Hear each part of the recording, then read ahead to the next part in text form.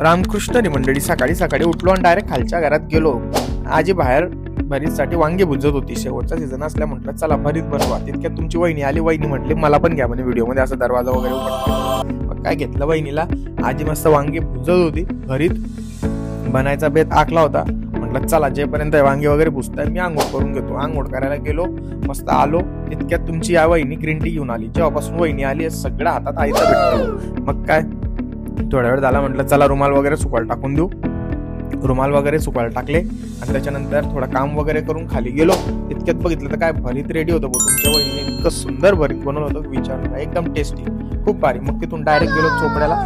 थोडेफार कामं होते तर चोपड्यात आपल्याला सलूनमध्ये पण जायचं होतं आणि एका बँकेत पण व्हिजिट द्यायची होती. तिघा मित्रांना बसवलं गाडीवर, डायरेक्ट पोहोचलो बँकेत आणि तिथून गेलो आपण या दुकानात. भाऊ इथं काय आहे की इथं आपलं प्रमोशनचं काम आलं, यांचं प्रमोशन करायचं दुकानाचं. यांच्याकडे केक वगैरे भेटतात. नेमकं हे दुकान कोणतं आहे हे तुम्हाला कळेलच.